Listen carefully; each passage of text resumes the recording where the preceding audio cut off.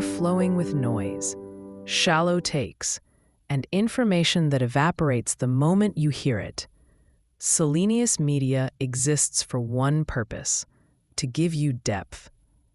Whether the subject is philosophy, psychology, history, science, artificial intelligence, literature, or the shape of the future, every series we publish is built on one idea: that thinking clearly is a form of survival.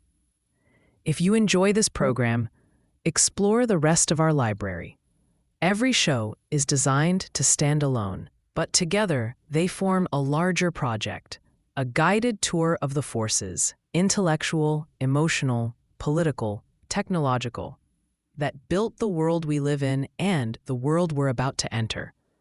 On a raw January morning in 1953, as a cold wind cut across the National Mall, a former five-star general stood on the podium of the Capitol, hand on a Bible, about to become President of the United States.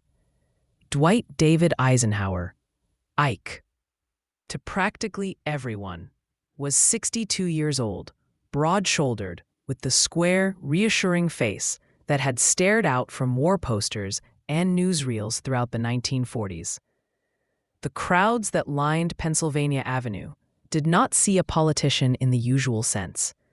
They saw the man who had commanded Allied armies in Europe, the soldier who had overseen D-Day and watched Nazi Germany fall. To many Americans, his election felt less like a partisan victory than an act of national common sense.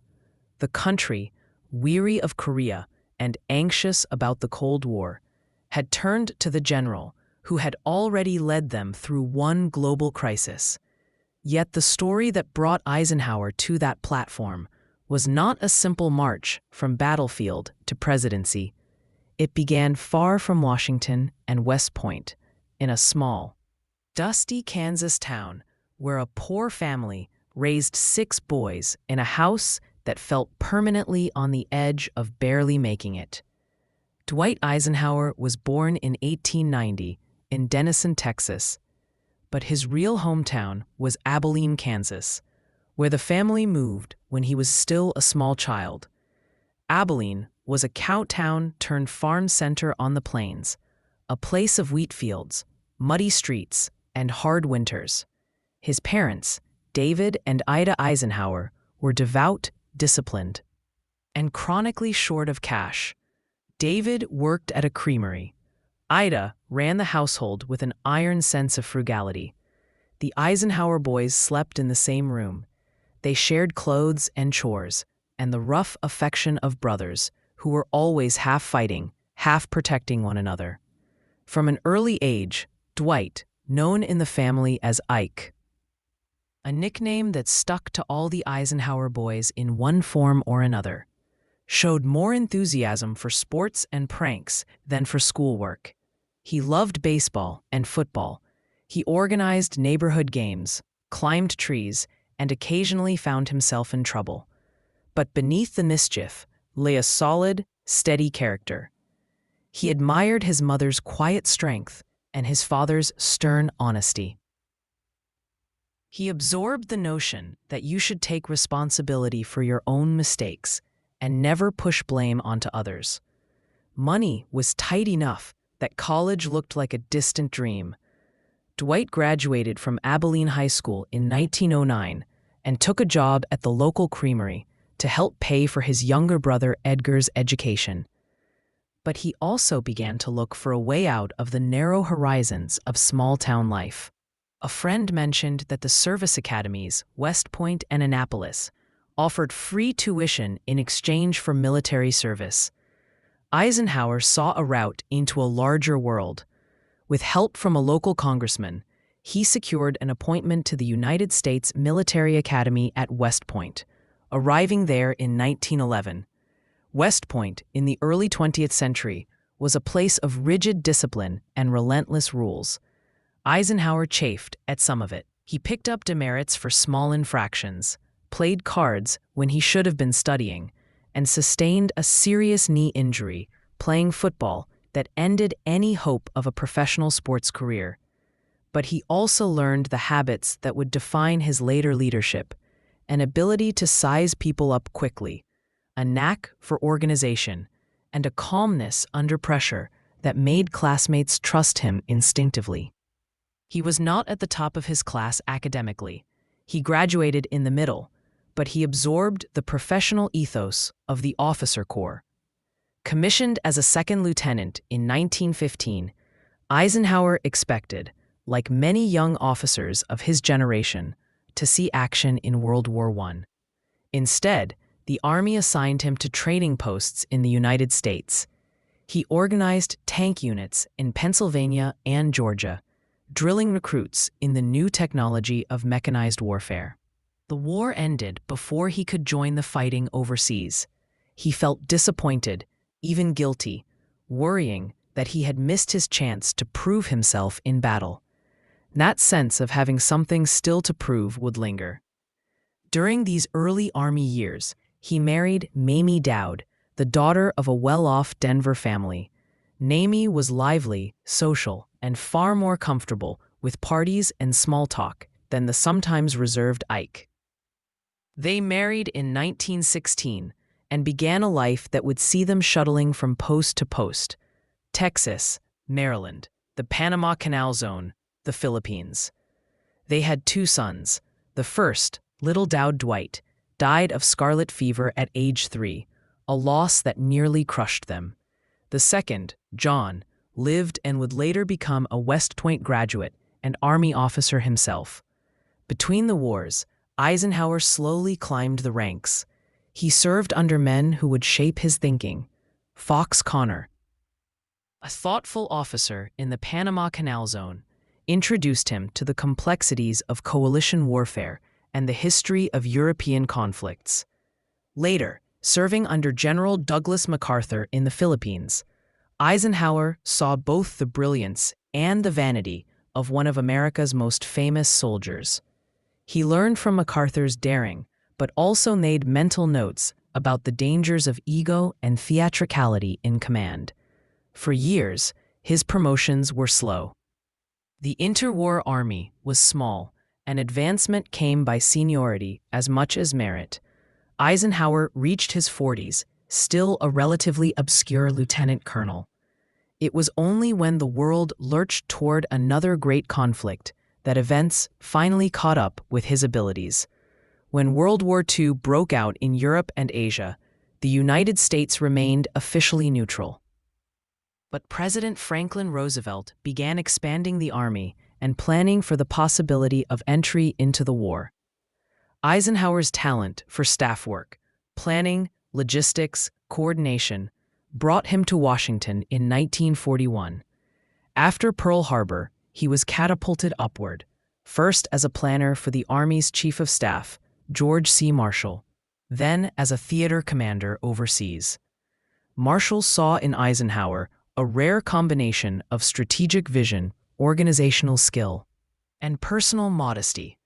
Where some generals craved glory, Eisenhower seemed content to make things work. In 1942, he was sent to London to command American forces in Europe. Soon, he was supreme commander of Allied forces in the Mediterranean and then in Northwest Europe.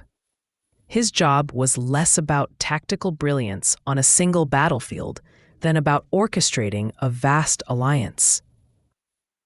Americans, British, Canadians, Free French, and others, each with their own politics, rivalries, and egos. He supervised Operation Torch, the Allied landings in North Africa in 1942. It was a messy, complicated campaign, but it gave Eisenhower experience managing coalition warfare under fire. Then came the invasion of Sicily and the push into Italy. Above all, there was Operation Overlord, the D-Day invasion of Normandy in June 1944. Eisenhower bore the ultimate responsibility for launching the greatest amphibious assault in history. The night before the landings, after weather delays and fierce debate, he gave the order to go. He also drafted and stuck in his wallet a brief note taking full blame in case the landings failed. "If any blame or fault attaches to the attempt," he wrote, "it is mine alone." The invasion succeeded, at enormous cost, and the note stayed in his pocket, a private testament to his sense of responsibility. By the time Germany surrendered in May 1945, Eisenhower was one of the most famous men in the world. His picture had been on magazine covers. Towns named streets after him. He returned home, not only as a victorious general, but as a symbol of Allied cooperation and American competence. After a brief stint as Army Chief of Staff, he became president of Columbia University and later the first Supreme Commander of NATO, organizing the new Western Alliance against Soviet power. Both parties courted him for the presidency. For a time, no one was entirely sure which ticket he would choose. In the end, he declared himself a Republican and accepted their nomination in 1952, running with California Senator Richard Nixon as his running mate. His campaign slogan, "I like Ike," was simple and effective. Voters battered by years of war, Cold War tensions, and the stalemated conflict in Korea gravitated toward his calm, non-ideological persona. He promised to go to Korea himself if elected, to see whether peace could be achieved. He won comfortably, ending 20 years of Democratic control of the White House.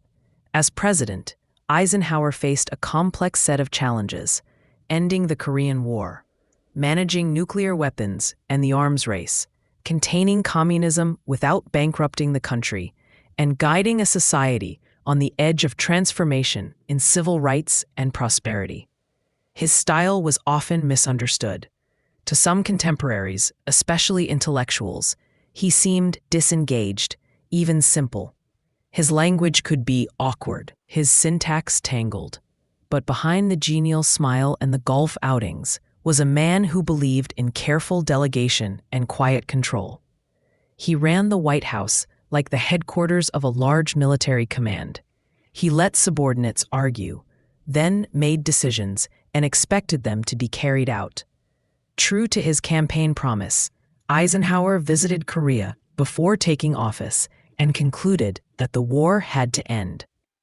He signaled, through diplomatic channels and military posture, that the United States would not rule out severe measures if fighting continued, while at the same time being willing to settle for an armistice rather than total victory.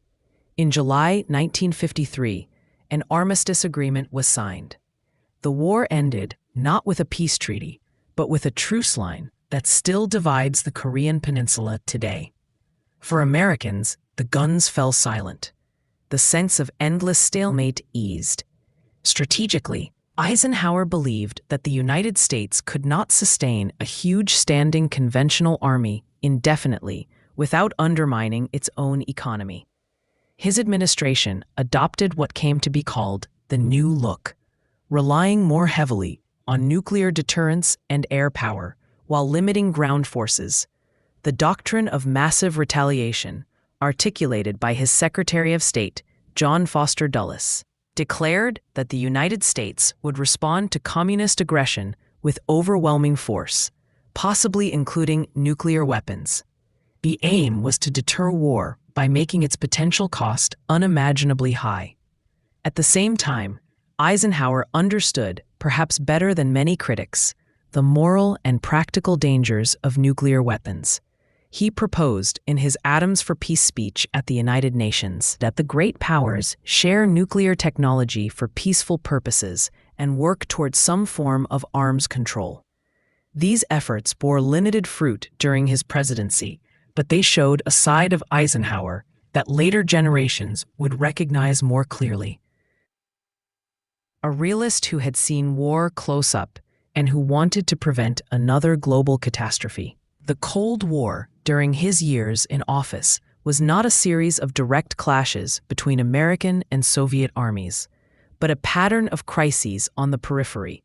The French defeat at Dien Bien Phu in Vietnam, the CIA-backed overthrow of governments in Iran and Guatemala, the 1956 Suez Crisis, the Hungarian uprising, and its brutal suppression by Soviet tanks. Eisenhower walked a line between confrontation and compromise. He refused to intervene militarily in Hungary, knowing that confronting Soviet forces in their own sphere could trigger a wider war. But he opposed Britain, France, and Israel when they invaded Egypt to seize the Suez Canal, pressuring them to withdraw through economic leverage. It was a striking moment. A World War II general telling old European empires that their age of independent action was over. At home, his presidency saw booming prosperity. The post-war economy expanded. Suburban neighborhoods spread across the landscape, and consumer culture deepened. One of Eisenhower's most enduring domestic achievements was the interstate highway system. Inspired partly by his experience in a grueling 1919 Army convoy that crossed the country on bad roads, and partly by admiration for Germany's Autobahn network, he pushed for a national system of multi-lane highways. The Federal Aid Highway Act of 1956 launched the program. Over decades, it would reshape American life, enabling long-distance trucking, commuting from suburbs, and the particular car-centered geography that still defines much of the United States. Civil rights posed a different kind of test. Eisenhower was not, by temperament or upbringing, a crusader on racial issues. He had grown up in a largely white Kansas town and spent much of his adult life within the relatively insulated world of the Army. Privately, he expressed unease about sudden social change, but he also believed in the rule of law and in the dignity of individual citizens. In 1954, the Supreme Court issued its landmark decision in Brown v. Board of Education, declaring racial segregation in public schools unconstitutional. The ruling came from the judiciary, not the executive, but it landed squarely on Eisenhower's desk in terms of enforcement. The crisis that forced his hand came in Little Rock, Arkansas, in 1957, when 9 Black students attempted to integrate Central High School under a federal court order. The state's governor, Orval Faubus, used the National Guard to block their entry. Photographs of angry white mobs and terrified teenagers flashed around the world. Eisenhower, who disliked federal intervention in local affairs, initially hoped to resolve the crisis quietly. When that failed, he made a fateful decision. He federalized the Arkansas National Guard, removed it from the governor's control, and sent in the 101st Airborne Division to escort the students into school. It was a stunning sight. A Republican president, former Supreme Allied commander, using federal troops to enforce civil rights against a defiant Southern governor. Whatever his personal reservations, Eisenhower had acted to uphold the law and the authority of the federal courts. As his second term progressed, Eisenhower faced new pressures. The Soviet Union launched Sputnik, the first artificial satellite, in 1957, shocking Americans and sparking fears of a missile gap. Critics accused his administration of complacency in science and education. In response, he supported the creation of NASA and backed federal aid for science and math in schools. He also quietly expanded America's own missile and reconnaissance programs, including the U-2 spy planes that photographed Soviet installations from high altitude. In 1960, near the end of his presidency, a U-2 piloted by Francis Gary Powers was shot down over the Soviet Union. At first, the United States issued a cover story about a weather research plane. When Soviet Premier Nikita Khrushchev produced the captured pilot and wreckage, Eisenhower faced a choice: deny and risk deeper humiliation, or admit the truth. He chose candor, acknowledging that the flights had been authorized to gather information in a dangerously opaque nuclear standoff. A planned summit with Khrushchev collapsed in acrimony. It was one of the lowest points of his presidency, but it reflected his willingness to take personal responsibility rather than hang subordinates out to dry. By the time he left office in 1961, Eisenhower was both widely liked and, in some quarters, underestimated. More glamorous figures, such as John F. Kennedy, seemed to embody a new, forward-leaning style of leadership. Intellectuals who had bristled at Eisenhower's plain speech saw in him an old soldier out of step with the times, and political institutions that could, if left unchecked, gain unwarranted influence and endanger democratic processes. The warning rang with special authority because it came from a career soldier who had presided over the building of that very apparatus. Eisenhower was not calling for disarmament. He understood better than almost anyone the need for strength in a dangerous world. But he also feared that permanent mobilization and vast defense spending could distort national priorities, placing power in the hands of those whose livelihoods depended on perpetual readiness for war. Eisenhower returned to a farm near Gettysburg, Pennsylvania, where he and Mamie entertained visitors, doted on grandchildren, and watched politics from a distance. He painted, golfed, and wrote his memoirs. Presidents from both parties sought his counsel. Kennedy invited him to the White House during the Berlin and Cuba crises. Lyndon Johnson asked his advice on Vietnam, and patience, qualities sometimes in short supply in the television age. Dwight D. Eisenhower died in 1969. As the country he had once led through relatively calm, prosperous years now tore itself apart over Vietnam, civil rights, and generational revolt. For a time, his reputation sank. Historians talked about an era of hidden-hand politics and supposed stagnation. But as archives opened and memories cooled, a reassessment began. Scholars found in his papers evidence of deliberate, sometimes subtle, management. They saw that he had quietly resisted pressure for reckless military action, maintained balanced budgets more often than not, and presided over 8 years without a single major American soldier killed in combat after Korea ended. For listeners tracing the line of presidents, Eisenhower stands as a bridge between the total wars of the first half of the 20th century and the uneasy peace of the nuclear age. He was a man shaped by small-town hardship, interwar frustration, and the terrible responsibilities of global command. As president, he favored stability over drama, caution over grand gestures. Yet in that caution lay a kind of strength. He kept the Cold War from turning hot, oversaw years of growth, enforced desegregation when the law demanded it, and left behind not just highways and alliances, but a warning about the dangers of unchecked power that still resonates. In many ways, precisely what mid-century America needed. A leader who had seen the worst the world could do, and was determined, as far as his office allowed, to keep his country both strong and sane.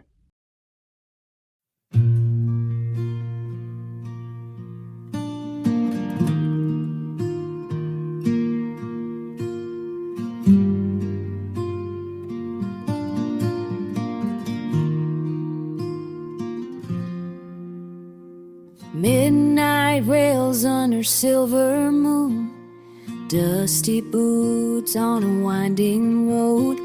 A shadow's the only friend I've known since she packed up and let me go.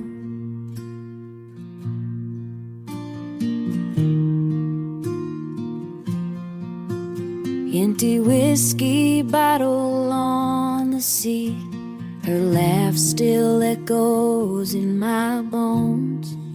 Saddle's heavy with memories. I ride alone where the wind still blows. Nowhere else to be, nowhere else to be, nowhere else to be.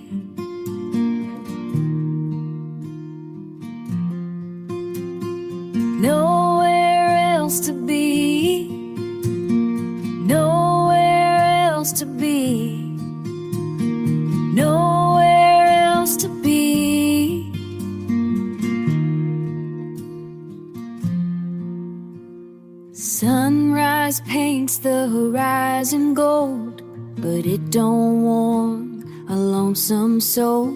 Every town I pass feels half her size. Every trail's haunted by goodbye. I whisper prayers to open skies, hoping someday my heart'll find a brand new path beyond the pain, where broken hearts can heal in time. Nowhere else to be, nowhere else to be, nowhere else to be.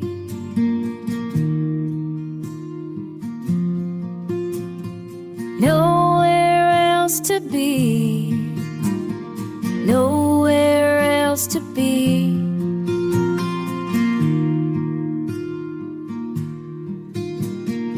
Nowhere else to be.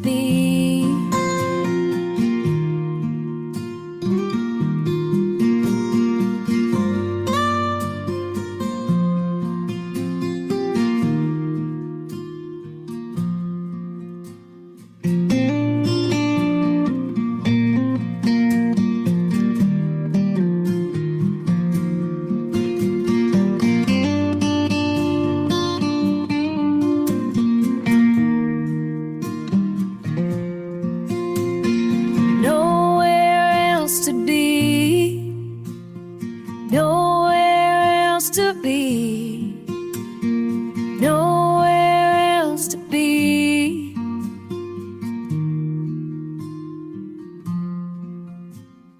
nowhere else to be, nowhere else to be.